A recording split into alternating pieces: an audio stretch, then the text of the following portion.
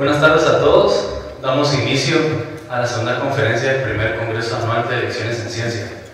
Reconocimiento de patrones aplicado a tecnologías de asistencia, impartido por el Dr. Luis Rivera.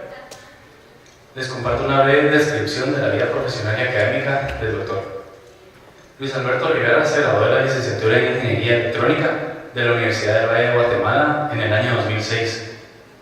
Trabajó para el Departamento de Matemática y Física de la Universidad del Valle entre el 2007 y el 2009. Obtuvo una beca Fulbright La SPAU y obtuvo una maestría en Ingeniería Eléctrica de la Universidad de Missouri, Estados Unidos, en el año 2011. Continuó sus estudios en la Universidad de Missouri, trabajando en el laboratorio Vision Guided and Intelligent Robotics. En el año 2016 obtuvo un doctorado en Ingeniería Eléctrica y de Computación. Sus áreas de interés son las de aprendizaje de máquinas, inteligencia computacional, reconocimiento de patrones y tecnologías de asistencia. Ha trabajado en sistemas e interfaces para controlar dispositivos de asistencia, como sillas de ruedas inteligentes, usando señales electromiográficas, movimiento y posición de la cabeza, patrones de voz, etc. También trabajó en métodos para detectar patrones en señales de varios tipos. Ha impartido clases y laboratorios de circuitos eléctricos, programación en lenguajes C y C++, sistemas embedidos y teoría de control. Por favor, denme un fuerte aplauso.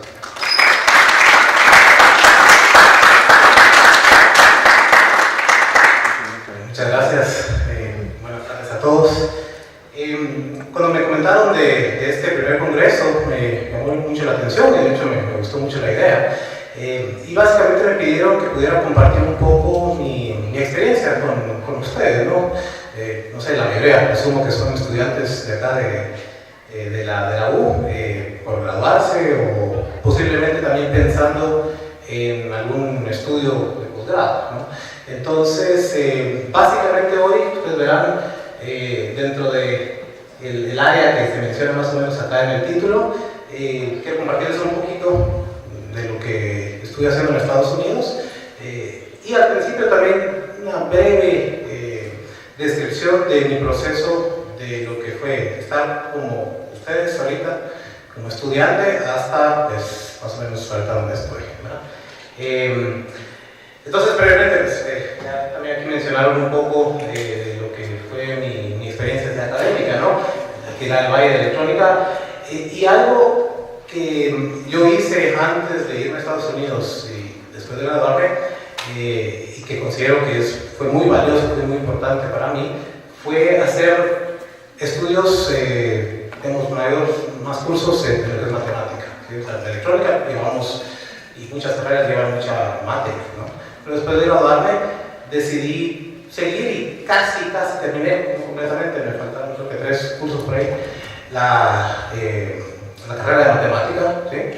En el tiempo en que también estaba dando clases de física, de mate, y realmente eso es algo que me ayudó mucho ya cuando fui a Estados Unidos a hacer un posgrado. Entonces, si algunos de ustedes son de mate, ¿no? De física, pero de cualquier área en general, si les llama la atención eventualmente hacer posgrados, una sugerencia sería pues, tomar más mate, ¿no? Y otras áreas, por supuesto. Bueno, luego de eso pues apliqué una beca y pues estuve 8 años y medio en Estados Unidos así en total, 2 maestrías, 4 y medio más o menos de doctorado, y los últimos 2 años estuve trabajando en la misma Universidad de Missouri, estudiando unos cursos, haciendo unos proyectitos también, antes de ya venir finalmente acá a Guatemala. Y brevemente, en mi caso, para irme a Estados Unidos, apliqué a estas becas Fulbright, La SPAU en particular, que es pensada para profesores catedráticos universitarios en Latinoamérica y otras áreas. Y eso es solo una de las formas que uno puede optar para irse a Estados Unidos, ¿no? Cuando de mi promoción de electrónicos éramos 14, 4 realmente, sí 4, tuvimos un doctorado, 3 fue por vía de, o al menos nos fuimos por esta beca, que la beca realmente es para maestría, después los 3 seguimos y bueno, tenemos el doctorado, hubo otro que aplicó directamente y se fue. Entonces son varias formas que uno puede tener y tal vez después o otro día, si alguien está interesado, pues bienvenidos a contactarme y podemos platicar sobre aplicaciones y el proceso, ¿no? Y bueno, finalmente pues ya me tocó regresar y estamos por acá trabajando en la U, dando unos cursos y eventualmente ya el próximo semestre vamos a empezar a retomar algo de lo que es investigación. La práctica de hoy, bueno, ahí estaba el título, ¿no? Reconocimiento de patrones aplicado a tecnologías de asistencia. Entonces, creo que vale la pena brevemente darles una idea de qué significan esas dos principales partes, lo de reconocimiento de patrones y después lo de tecnologías de asistencia. Y les voy a mostrar, les voy a mostrar un par de ejemplos, cosas que me parecen interesantes de lo que estuve haciendo por allá, para que ustedes se den más o menos una idea de lo que se puede hacer en estas áreas, ¿no? Esto viene en inglés, Pattern Recognition, que básicamente es una disciplina que busca la clasificación de objetos que podrían pertenecer a algún número de categorías o clases. Esto es bastante general y realmente el área es muy grande. Esencialmente estos objetos o la forma en que tengamos de representarlos es lo que genéricamente llamamos patrones, y la clasificación, el reconocimiento de cada uno de ellos está basado en características que tengan estos patrones, y que en inglés pues, se habla de lo que son los features, ¿no? Y esto realmente puede ser aplicado a N áreas distintas. Algunas de ustedes seguramente habrán oído, por ejemplo acá vía un análisis de imágenes uno puede hacer un reconocimiento de letras, de caracteres, ¿sí? ¿Cómo es posible que ahora uno puede tomar una foto a un cheque, por ejemplo, y ya eso automáticamente pues, se hace el depósito en el banco? No sé si eso funciona aquí en Bate, pero en Estados Unidos no funciona. ¿Cómo uno puede, con una letra buena, mala, caracteres distintos, puede reconocer qué es un 0, si es un 1, si es una O, si es una qué, ¿no? Entonces es un reconocimiento de características para encontrar patrones y hacer una clasificación. Podemos hablar de señales de voz, por ejemplo, aquí son unos audios en donde uno también hace un análisis y puede hacer el reconocimiento de voz. Ahora también hay un montón de sistemas inteligentes que ya le reconocen a uno, Alexa, entonces, mire, quiero que haga tal cosa, ¿no? Entonces, ¿cómo es posible que se reconozca? También reconocimiento o análisis de imágenes para tratar de detectar qué es lo que aparece en esa imagen, qué tipo de superficie, qué suelo es, o qué, si estamos hablando de edificios, estamos hablando de árboles, estamos hablando de qué, ¿no? Entonces también podríamos extraer ciertas características y eventualmente hacer una clasificación de lo que se está observando, ¿sí? Esto de reconocimiento de patrones es algo que los humanos, las personas en general, somos buenos, ¿sí? Para hacer eso. Nosotros podemos ver y luego pues, un montón de rostros, ¿no? Y de repente, pues, más o menos pongo atención, más adelante nos encuentro, aquel lo reconocí, aquella persona lo vi, y también puedo reconocer la diferencia entre pues, personas y sillas, ¿no? Y bueno, muchas otras cosas, ¿no? Sonidos también, esa es la voz de fulano, esa es la voz de mengano. Pero, ¿cómo logramos que máquinas, computadoras, puedan hacer este mismo reconocimiento? Esto es algo que es básicamente lo que uno trata de hacer en esto.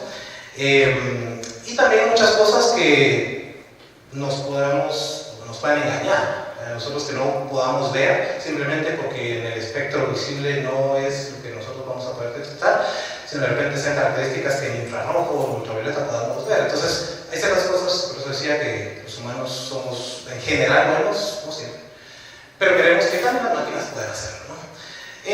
Y en general, acá es un pedramento en 2 dimensiones en donde uno puede básicamente reducir lo que son estas características y tratar de enseñarle a la máquina que reconozca esas clases, esas categorías. Esto de acá pues, es 2-dimensional, un montón de puntos, y uno podría pensar no solo por los colores, eso es solo para ilustración, ¿no? Más o menos que acá tenemos un conjunto de datos, acá otro, podríamos pensar que eso serían como 4 distintas clases. Y estos ejes acá, pues podríamos estar hablando de dimensiones, podríamos estar hablando de temperatura, presión, podríamos estar hablando de muchas distintas características, y la pregunta es cómo reconocemos esos distintos patrones. Y esto de acá pues en 2 dimensiones, por lo general hablamos de vectores multidimensionales de estas características, y el conocimiento de patrones básicamente busca eso, describirlas y eventualmente clasificarlas para tomar decisiones, para hacer lo que sea, ¿no? Eso por un lado. Por otro lado, lo de tecnologías de asistencia, el nombre más o menos tal vez les da una idea, que básicamente nos va a permitir, o nos puede permitir, ayudar a muchas personas que tengan algún tipo de limitación física. En el mundo habrá millones de personas que tienen enfermedades musculares, neurológicas, miembros que se han perdido por X razón, limitaciones de fuerza, movilidad, etc., ¿no? Entonces, es posible que nosotros podamos utilizar estas tecnologías y este reconocimiento de patrones para desarrollar dispositivos, máquinas, aparatos, que puedan asistir. ¿Sí? Básicamente hablamos entonces del desarrollo de estas tecnologías. La asistencia, que es algo que estuve involucrado en Estados Unidos, y pues les voy a presentar un par de ejemplos de esto, ¿no? Para poder ayudar a estas personas, es que pues, lo que estamos haciendo, de claro, necesitamos interfaces que sean confiables para poder controlar cosas, por ejemplo, como silla de ruedas, prótesis, brazos robóticos, ¿no? Dispositivos electrónicos. Acá una imagen. Darren se llama, es un colaborador que teníamos, todavía tiene allá en mi laboratorio, una persona que desde sus años de adolescencia desarrolló, bueno, tiene una enfermedad degenerativa de los músculos, pues, y empezó pues, perdiendo un poco de fuerza, limitando su movimiento, eventualmente ya no pudo caminar, y ahora tiene 50 y pico años, ya no puede ni siquiera respirar por su propia cuenta con respiradores, y él básicamente está limitado a mover un poco lo que es la cabeza, un poco los gestos, pero en brazos pues, ya está limitado. A pesar de eso, él trabaja ahí en la universidad, de hecho desarrollando y haciendo cosas para estudiantes que tienen también problemas. Viene a nuestro laboratorio, se mueve, obviamente pues, lo transporta, ¿no? Pero la silla de ruedas se mueve, él manda textos, él manda, hace llamadas, tiene un sintetizador de voz también, porque puede hablar por su cuenta, cuenta chistes, es una cosa, es un espíritu increíble. Y con él, pues, con su apoyo, de hecho él nos donó una silla de ruedas, hicimos algunos desarrollos de cosas, tecnologías que ahorita les voy a presentar, ¿no? Entonces es un área bastante interesante y pues muy bonita, también muy buena en el sentido de que se puede eventualmente apoyar a la gente, ¿no? Y ahorita lo que voy a mostrar es que nosotros podemos usar señales bioeléctricas, ahorita les voy a hablar brevemente de unas, y otras cosas como por ejemplo la posición, movimiento de la cabeza, gestos y otras cosas que nosotros de alguna forma podamos reconocer y traducir a movimiento de silla de ruedas y otras cosas, por ejemplo, ¿no? Entonces una de las tal vez dos principales cosas que estuve haciendo allá fue el uso de estas señales llamadas electromiográficas, SMG, que básicamente son señales eléctricas que se generan cada vez que los músculos se activan. ¿Sí? Uno se mueve, hay básicamente actividad eléctrica. Y la pregunta es, ¿podemos nosotros de alguna forma captar, analizar, reconocer patrones en esas actividades eléctricas y eventualmente usarlas para activar brazos, activar sillas de rueda, brazos mecánicos, encontrar patrones en esas señales? Y bueno, pues es básicamente lo que nosotros tenemos acá. Aquí hay una descripción de más o menos cómo se pueden generar estas señales. Es básicamente una combinación de muchos impulsos que se generan con las distintas fibras musculares, ¿no? Y finalmente lo que podríamos ver acá son las señales eléctricas, que son oscilaciones. Y a simple vista uno podría ver, bueno, sí, más o menos este tiene una amplitud tal vez un poquito más grande que esta tal vez no, pero esta tal vez se ve como ruido. Entonces, ¿será que podemos de alguna forma encontrar un patrón ahí, reconocer algo, alguna categoría? Les voy a mostrar un ejemplo, pero aplicaciones de esto, rehabilitación. ¿Sí? A veces es posible, sí. Hay veces pues, que no se puede rehabilitar, pero al menos sí facilitar interfaces con máquinas, ¿sí? Que eventualmente, como digo, puede usarse para activar cosas, controlar cosas, ¿no? Y esa estrategia es entrar obviamente en la parte técnica por el tiempo, ¿no? Lo que se hace muchas veces es, bueno, colocan de alguna forma sensores se recolectan esas señales, ¿sí? Se hace un tipo de procesamiento, se encuentran esas características, estos features que mencionábamos, ahorita les voy a dar unos ejemplos, y vía algunos algoritmos podemos nosotros detectar y encontrar estos patrones, ¿no? Y eventualmente hacer una clasificación. Eso es un ejemplo de algo que, bueno, escribí algunos papers sobre esto. Podríamos básicamente reconocer gestos, le llamamos, movimientos, por ejemplo, algo para arriba, para abajo, para la izquierda, para la derecha, hacer así, ¿no? Distintas cosas que uno podría pensar, bueno, siempre mover una silla de ruedas, y si puedo hacer todo esto, tal vez lo más fácil es un joystick, ¿verdad? Me voy y listo. Y por lo general es de plano lo más fácil. Pero ¿qué pasa si la persona no tiene fuerza suficiente para realmente mover el joystick? Para uno puede ser, es fácil. Pero mire, simplemente yo puedo hacer esto, pero no puedo moverlo. Entonces, ¿será que al menos hacer esto y detectarlo, yo puedo relacionar esto o asociarlo con un movimiento para adelante de las silla de ruedas? O medio así, entonces freno, o para la izquierda, ¿será que eso es posible, ¿no? Entonces, básicamente acá se muestra algunos tipos de movimientos.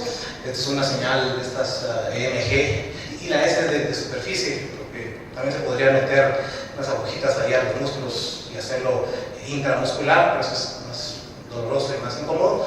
Lo que nosotros usamos son pues, básicamente los electrodos que se ponen en la superficie y se recolectan, ¿no? Entonces acá uno podría ver, bueno, tenemos esta señal, qué cosas podemos hacer, qué patrones podemos encontrar, qué características podemos encontrar. Cosas que se hacen, bueno, podemos dividir esto en ciertas partes, pensar que en esta parte central tenemos amplitudes mayores, acá menores, podríamos pensar en componentes de frecuencia, podríamos pensar en amplitudes como tal, podríamos hablar de cruces en cero, podríamos hablar de cuántos picos máximos, mínimos tenemos, distintas cosas que nosotros podríamos obtener y eventualmente asociar a que si el movimiento, por ejemplo, tiene más o menos picos, tiene más o menos ceros, tiene más o menos componentes de frecuencia, o más altos, más bajos, y entonces ahí empezar a encontrar estos patrones y eventualmente, por ejemplo, hacer la asociación de estos movimientos a un comando para una silla de ruedas, por ejemplo. Acá dice, bueno, vamos a típicamente hacer un entrenamiento de lo que es el clasificador, algún algoritmo que va a tomar un patrón dado y decir, este es probable que pertenezca a esta categoría, a esta clase. Por lo general hay una fase de entrenamiento, se le dice, que es, bueno, voy a hacer 10 de estas, el algoritmo va a asociar, vamos, yo sé que estas son 10 de movimiento arriba, voy a obtener características y hago lo mismo para las otras, y ya después cuando lo quiero usar, después de entrenar, bueno, y el algoritmo me dice, dadas las características, es muy probable que esto sea tal cosa, ¿no? Y eventualmente esa clasificación ya lo podemos traducir en movimientos de las células, por ejemplo, ¿no? Algo que es muy importante en ciencia, dado que el Congreso pues habla de lecciones en ciencia, ¿no?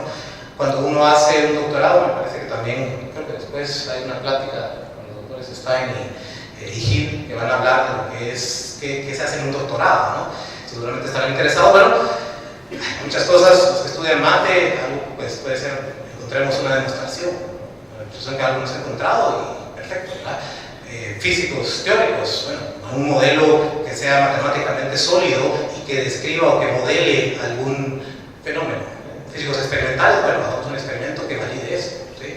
En ingeniería, no sé si hay algunos estudiantes de ingeniería por acá, en ingeniería y en otras áreas, bueno, uno lo que busca es de repente desarrollar algún método que sea más eficiente, que sea más rápido, que computacionalmente sea mejor, que me dé una mejor tasa de clasificación.